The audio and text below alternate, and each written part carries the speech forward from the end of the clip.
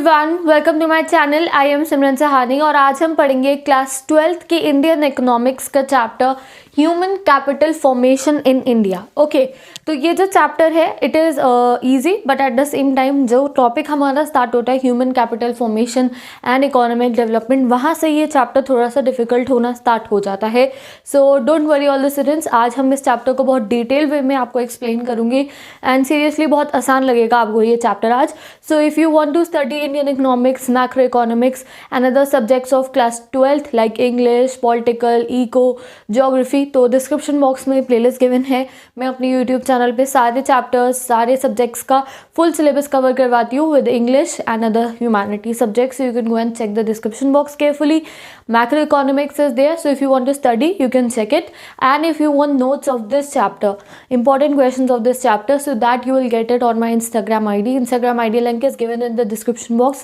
और सिर्फ इको के ही नहीं, क्लास 12th के हर एक सब्जेक्ट के नोट्स हैं मेरी इंस्टाग्राम आईडी पे, तो you can go and access it from my Instagram ID. Okay, तो स्टार्ट करेंगे अपना chapter human capital formation.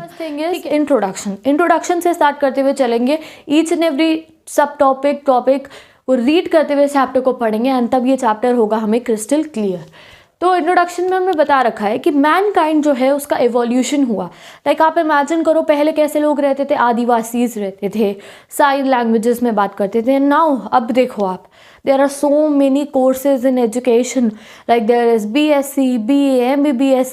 We have 3 different fields जहाँ से डिफरेंट स्टूडेंट्स ग्रेजुएशन करके डिफरेंट एरियाज़ में जाके अपना सोसाइटी के लिए वर्क करते हैं, जॉब करते हैं, बिजनेस करते हैं.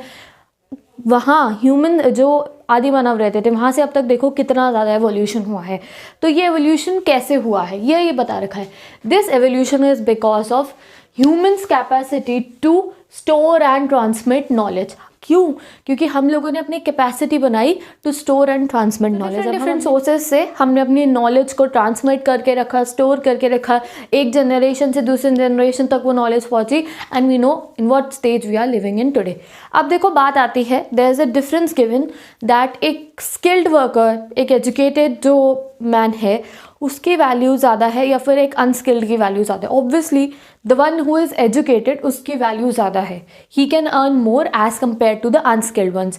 लाइक आप कंसिडर करो एक एग्जाम्पल, एक कंस्ट्रक्शन साइट है, वहाँ पे जो मजदूर काम कर रहे हैं और they are illiterate, they are not educated, they are working physically. ठीक है, मजदूर फिजिकली काम कर रहे हैं. And at the same time there is a civil engineer there जो बस क्या बता रहा है, प्लान्स बता रहा है, ऐसे करना है, ऐसे करना है, ऐसे करना है. And civil engineer is highly educated. Who is getting more money?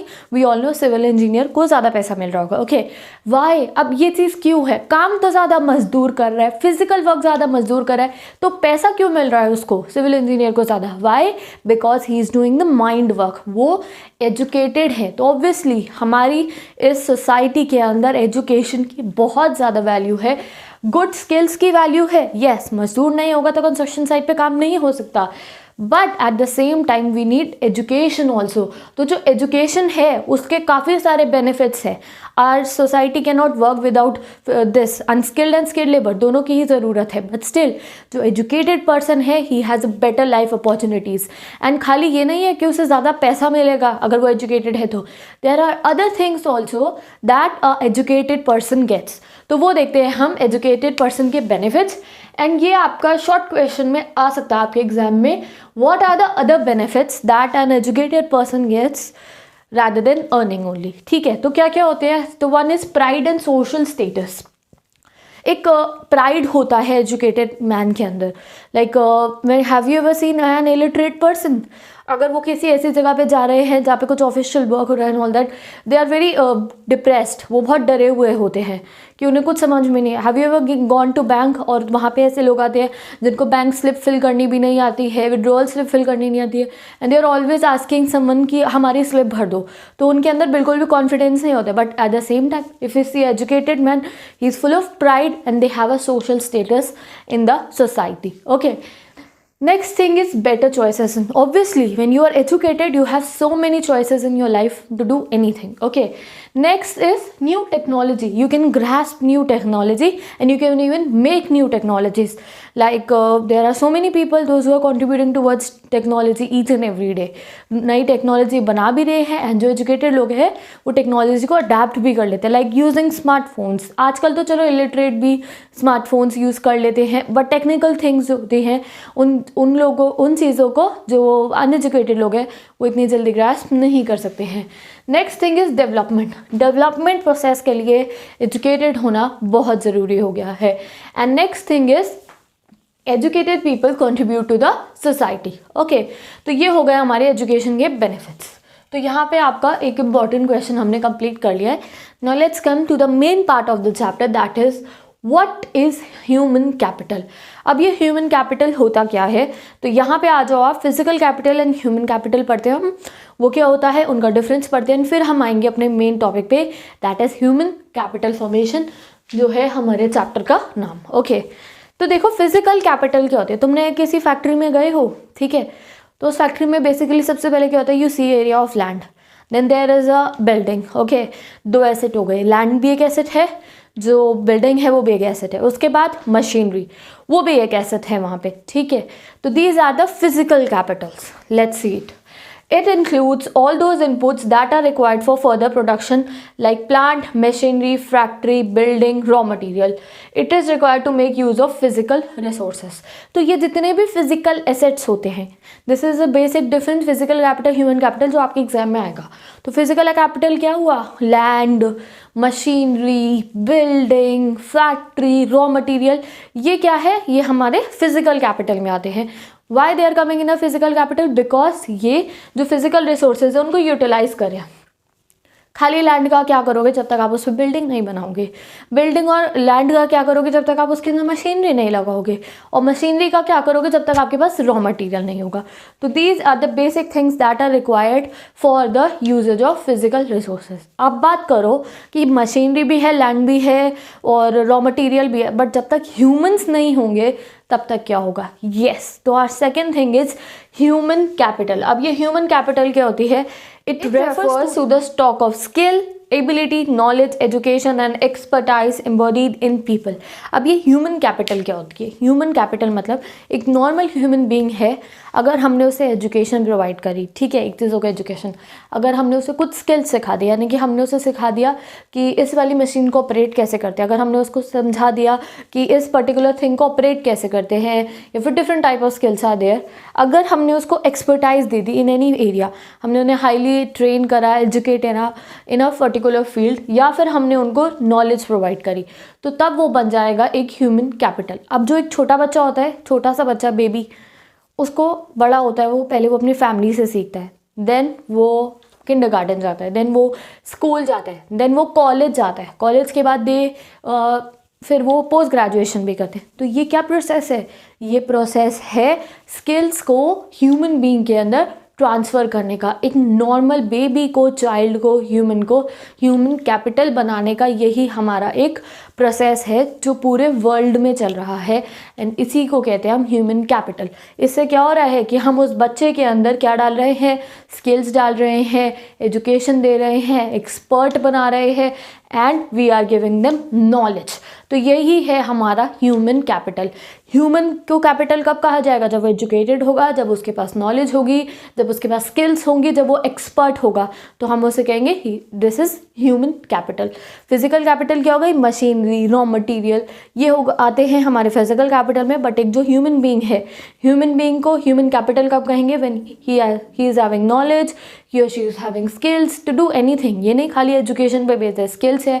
Carpenter human capital है, पेंटर्स ह्यूमन कैपिटल है, mechanic, car mechanic human capital है, वो अनस्किल्ड वर्क कर रहे हैं। एंड इंजीनियर्स, डॉक्टर्स, लॉयर्स, ये क्या कर रहे हैं, ये एजुकेशन रिलेटेड वर्क कर रहे हैं। तो both of them are doing the work of human capital in our society। okay, it is required for making use of physical capital।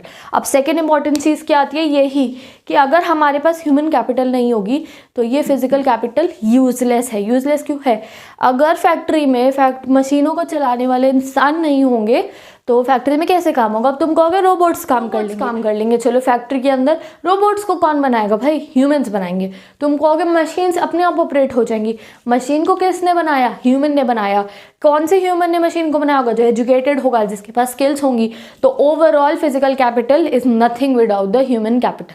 समझ में आ गया होगा आपको ये दोनों का कॉन्सेप्ट। अगर एक इंसान के पास स्किल्स है, एबिलिटी है, नॉलेज है, एजुकेशन है, एक्सपर्टाइज है, तो ही और she is referred to as human capital. आप भी ह्यूमन कैपिटल हो, मैं भी ह्यूमन कैपिटल हूँ। Why? Because I am providing education and you are acquiring the knowledge. तो हम दोनों ही ह्यूमन कैपिटल के अंदर आ रहे हैं। Let's see the basic difference between physical capital and human capital, जो आपके एग्जाम में शॉर्ट क्वेश्चंस में आ सकता है डेफिनेटली। तो the first point is it is tangible, can be sold in market, for example machine. Tangible मतलब उसको touch कर सकते हो, and it can be physically appeared, आपको दिखाई देती है वो चीज़। मशीनरी है, आपको दिख रही है, रॉ मटेरियल है, आपको दिखाई दे रहा है, तो it is tangible and can be sold in market. अब ह्यूमन कैपिटल की बात करें, it is intangible, it can not be sold in market. अब स्किल्स है, एजुकेशन है, तुम कहोगे एजुकेशन स्कूल में प्रोवाइड हो रही है, बिक तो नहीं रही ना, अरे एजुकेशन ले लो, एजुकेशन ले लो, नहीं। It is, you can not touch education, you can not touch skills, you can only provide it, ठीक है। And it can not be sold in the market. It institutions है हमारे पास, we have schools, we have big firms जो सिखाती है different चीज़ें, but you can not sold that in the market, okay. ये एक बेसिक डिफरेंस है between physical capital and human capital, okay. Next thing is it depreciates with time. जो machinery है, raw material है, इनके ऊपर डेप्रिसिएशन यानी कि वेयर एंड टीयर होता है with the passage of time. Machinery है, ख़राब हो जाती है, ठीक करना पड़ता है उसको, तो समय के साथ साथ ये क्या होती है, डेप्रिशिएट होती है। बट ह्यूमन जो डेप्रिसिएशन है उसको हम रिड्यूस कर सकते हैं by investment in health and education. देखो, इमेजिन ए ह्यूमन बीइंग, अगर वो ह्यूमन कैपिटल है, सपोज करो किसी डॉक्टर को, एंड वो डेप्रिशिएट कब करेगा, बेसिकली वो डेप्रिशिएट तब करेंगे जब उनकी हेल्थ को इफेक्ट आ रहा होगा। तो इसीलिए हम उस सुवेंसिव डॉक्टर को अच्छा फूड देंगे, वो बैलेंस डाइट लेंगे, अगर उनकी तबीयत ख़राब हो तो उनको चेकअप करवा के उनका ट्रीटमेंट करेंगे। तो ये उनकी हेल्थ के ऊपर इन्वेस्टमेंट, वो अपनी हेल्थ को ठीक रखने के लिए बहुत ज़्यादा इन्वेस्टमेंट करेंगे, ठीक है। Next thing is education. अब सबसे पहले उन्होंने किस चीज़ पे अपना खर्चा करा होगा, ऑन देयर एजुकेशन, ओके। तो कोई भी जो ह्यूमन कैपिटल है उसका डेप्रिसिएशन का टाइम हम कम कर सकते हैं through the investment in education and through investment in health. Human capital जो है, ह्यूमन बीइंग जो है, 80 ईयर्स के बाद तो बेसिकली दे डाई, ठीक है, तो उससे पहले वो ना मरे, तो इसलिए हम लोग क्या करते हैं, इन्वेस्टमेंट इन हेल्थ। जो हेल्दी ह्यूमन बीइंग रहेगा तो ह्यूमन कैपिटल फॉर्मेशन ज़्यादा होगी हमारी। अगर लोग जल्दी मरने लग जाएंगे तो ह्यूमन कैपिटल कम हो जाएगी, ओके। तो investment in health basic feature है ह्यूमन्स का डेप्रिसिएशन कम करने के लिए। Next thing is it is more mobile between countries. अब तुम कहोगे मोबाइल मतलब तो होता है इधर से उधर जाना, यस। जो ये होती है मशीनरी हो गए, फ़ोन्स हो गए, स्मार्टफोन्स हो गए, these physical things, these are more tangible between countries. आप इंपोर्ट करा के मोबाइल मंगाते हो, कंप्यूटर मंगाते हो, मशीनरी मंगाते हो, बट माइग्रेशन, अब ह्यूमन का मोबाइल बिटवीन कंट्रीज मतलब क्या हो, माइग्रेशन, वो अब भी बहुत कम है as compare to the physical assets. Obviously इतने फ़ोन्स हम लोग रोज़ इंपोर्ट करवाते हैं, इतनी सारी फूड आइटम्स हम इंपोर्ट कराते हैं, इतनी सारी मशीनरी हम लोग इंपोर्ट कराते हैं, इतने लोग इधर से उधर माइग्रेट नहीं करते। वाई? बिकॉज अगर ह्यूमन बीइंग माइग्रेट करेगा तो उसको एक प्रॉपर घर चाहिए, हम आगे बढ़ेंगे, उसको एक प्रॉपर लाइफस्टाइल चाहिए, उसको जब वो नई जगह पे जाके सेटल होगा तो उसको वहाँ पे सेटल होने में टाइम लगेगा, तो माइग्रेशन ऑब्वियसली कम होता है and the physical import of goods and services ज़्यादा होता है, ओके। तो it is more mobile between countries, it is less mobile as compare to physical capital. Migration होता है ह्यूमन बींग्स का, but as compare to the physical capital कम होता है। Next thing is physical capital like machinery can be separated from owner. Obviously तुम machine उठा के कहीं और रख दो, इट्स वेरी इजी, तुम फैक्ट्री बेच दो, एक इंसान के पास अपनी फैक्ट्री है, उसने बेच दी, वो अपने ओनर से अलग हो गई, अब वो दूसरे ओनर के पास चली गई। बट एजुकेशन, नॉलेज, एक्सपर्टाइज, ये तुम कभी किसी को, क्या तुम कहोगे डॉक्टर अपनी डॉक्टर को क्या भुला सकते हो तुम उसने क्या पढ़ा है? एक लॉयर के क्या तुम भुला सकते हो कि उसने क्या पढ़ा है? हाँ, अगर उनका कोई एक्सीडेंट हो गया और ब्रेन के किसी हिस्से में कुछ हो गया तब अलग चीज़ है कि वो भूल जाएंगे उन्होंने जो अपनी नॉलेज एक्वायर करी है, बट वैसे नहीं। जो कुछ हम सीखते हैं, can you forget to write? अगर तुम्हें लिखना आता है, कोई दुनिया की कितनी भी कोशिश कर ले, क्या वो तुम्हें भुलवा सकता है कि लिखना भूल जाओ? नो। तो it can not B separated from the owner. Next thing is it can be build through import. अब देखो किसी के पास फिजिकल मशीनरी नहीं है तो इम्पोर्ट करा लो अमेरिका से, टेक्नोलॉजी नहीं है इम्पोर्ट करा लो ब्रिटेन से। बट जो ह्यूमन कैपिटल है ये तुम इम्पोर्ट नहीं करा सकते हो। ह्यूमन कैपिटल कैसे इंक्रीज कर सकते हो? एजुकेशन, एबिलिटी, स्किल्स कैसे इंक्रीज कर सकते हो? By conscious policy formation.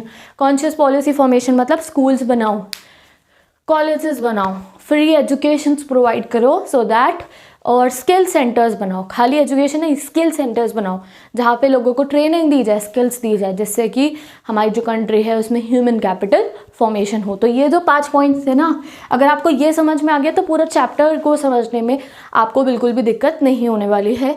तो now let's come to our next point, that is what is human capital. अब हम आ गए हैं इस चैप्टर के मोस्ट इंपॉर्टेंट पॉइंट पे, that is what is human capital formation and the sources of human capital. ठीक है, तो ये आपके एग्जाम में डेफिनेटली इस पर आपका 6 मार्क का क्वेश्चन भी आ सकता है। तो लेट्स सी, तो ह्यूमन कैपिटल फॉर्मेशन क्या होती है हम पढ़ चुके हैं, एक बार रिवाइज करेंगे। Just as we convert physical resources into asset. Physical resources, एक लैंड ले लो, उसको हमने एसेट में कैसे बनाया? एक पीस ऑफ लैंड था, उस पर फार्मर गया, उसने वहाँ पे जाके पहले फार्मिंग करी एंड देन फार्मिंग से क्रॉप निकली, क्रॉप उसने मार्केट में बेची एंड उससे उसको क्या हुआ? प्रॉफिट। तो इस तरीके से हमने एक लैंड को, एक फिजिकल एसेट्स को प्रॉफिटेबल बनाया।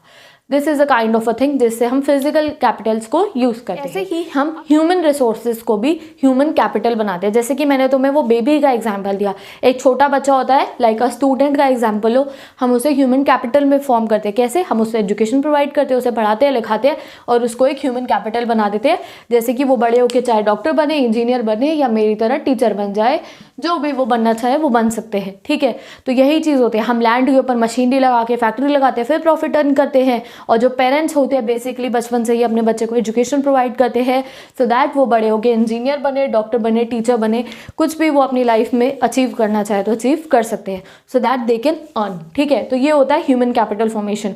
ह्यूमंस के ऊपर भी पैसा लगाया जाता है, उन्हें स्किल्स, नॉलेज, एजुकेशन दी जाती है सो दैट वो ह्यूमन कैपिटल में ट्रांसफॉर्म हो जाए। अब now a very important point, we need good human capital to produce further human capital. अब अगर ह्यूमन कैपिटल प्रोड्यूस करनी है, यानी कि एजुकेटेड, स्किल्ड, एक्सपर्ट लोगों को बनाना है, तो उसके लिए तुम्हें क्या चाहिए? ऑलरेडी एजुकेटेड स्किल लोग चाहिए ना। कैसे? मतलब समझो, अगर तुम्हें किसी को ट्रेन करना है, टीच करना है, तो टीचर की ज़रूरत है। अगर किसी को स्किल्स प्रोवाइड करनी है तो एक एक्सपर्ट चाहिए ना जो स्किल्स सिखाएगा। तो इसलिए we need human capital to make more human. अगर टीचर्स ही नहीं होंगे बच्चों को सिखाने के लिए तो वो कहाँ से सीखेंगे?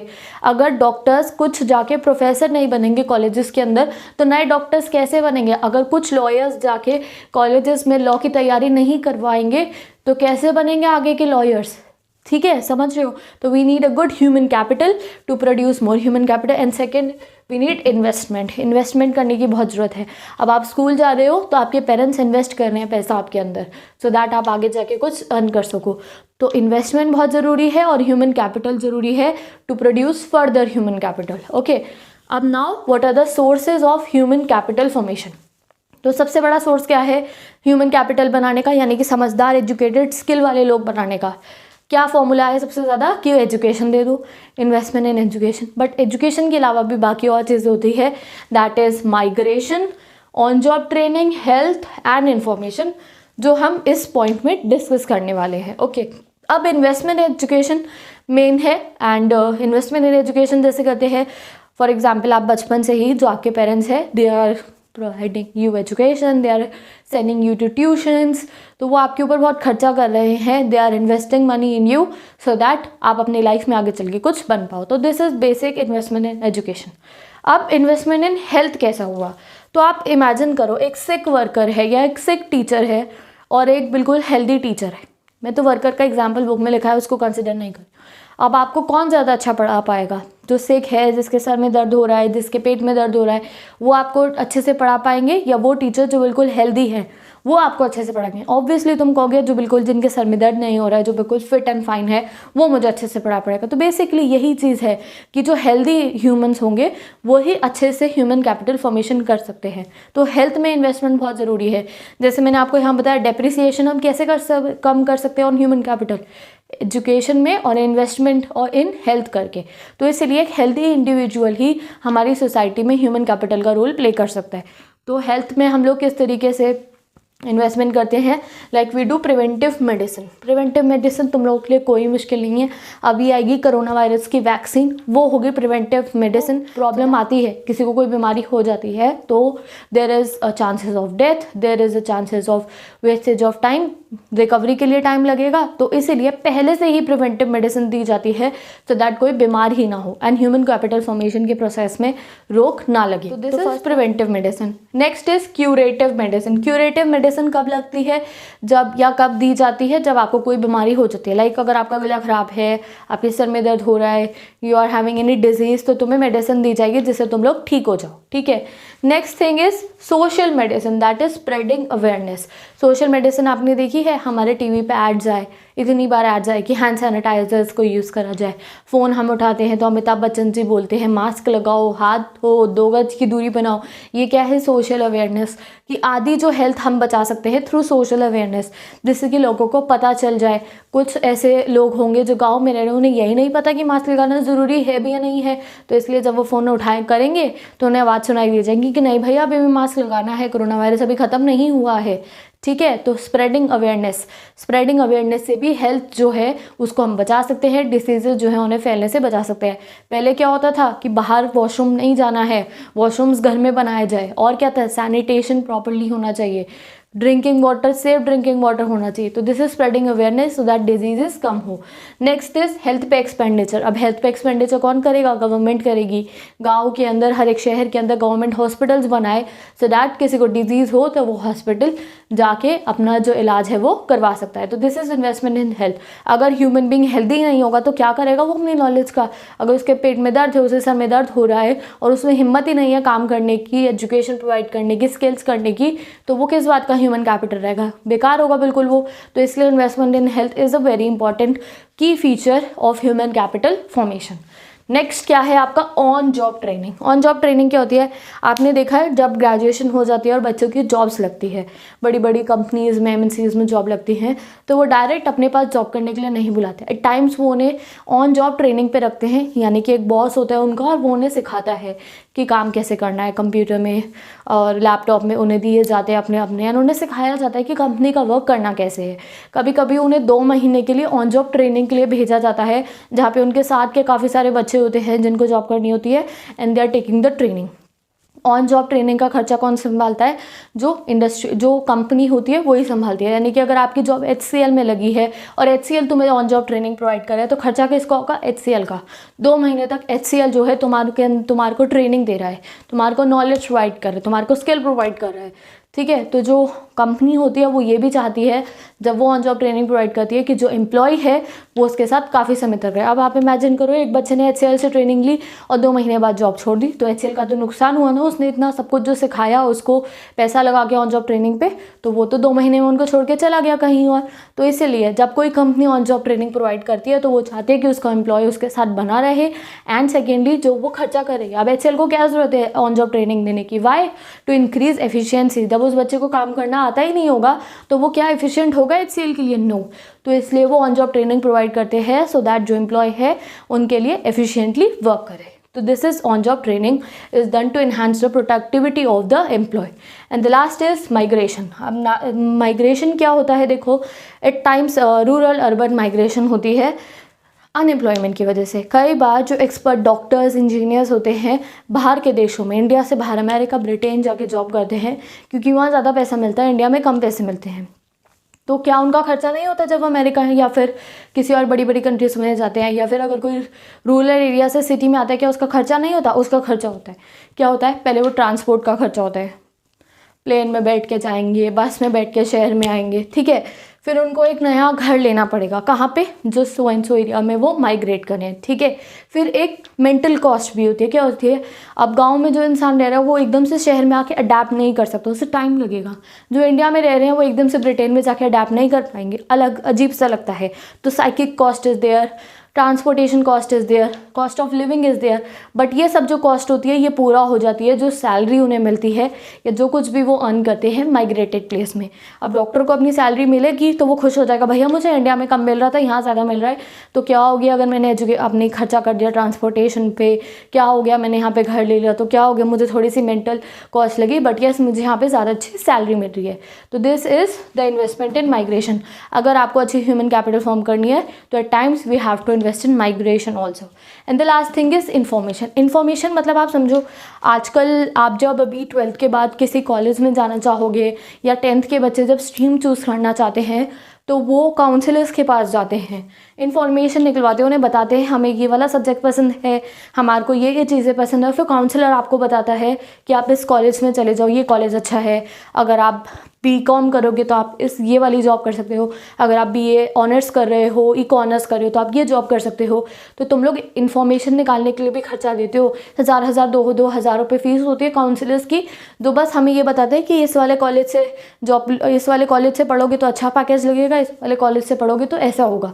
तो इन्फॉर्मेशन के ऊपर भी हमें खर्चा करना पड़ता है। तुमको क्या ज़रूरत है काउंसलर पे जाने की? नो, वो एक बारी के 2,000 रुपये हमें लाइफ टाइम का बेनिफिट देते हैं। तो दिस इज़ इन्फॉर्मेशन के ऊपर इन्वेस्टमेंट करना।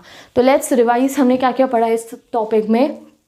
तो फर्स्ट इन्वेस्टमेंट हमने की एजुकेशन के ऊपर, सेकेंड इन्वेस्टमेंट हमने पढ़ी हेल्थ के ऊपर, third investment was on job training, fourth investment was on migration and the last investment is in information. और यहाँ पे आपका ह्यूमन कैपिटल फॉर्मेशन का जो ये मोस्ट इंपॉर्टेंट टॉपिक था वो कंप्लीट हो गया। आई होप तुम्हें अच्छे से समझ में आ गया होगा। अब हम अपना नेक्स्ट टॉपिक पढ़ेंगे, economic development and human capital formation में कोई रिलेशन है भी या नहीं है, यानी कि अगर किसी कंट्री के ह्यूमन बींग्स एजुकेटेड है, स्किल से उनमें नॉलेजेबल है, तो क्या उस कंट्री में इकोनॉमिक डेवलपमेंट होगा या नहीं होगा, इस चीज़ को अब हम डिटेल में डिस्कस करेंगे।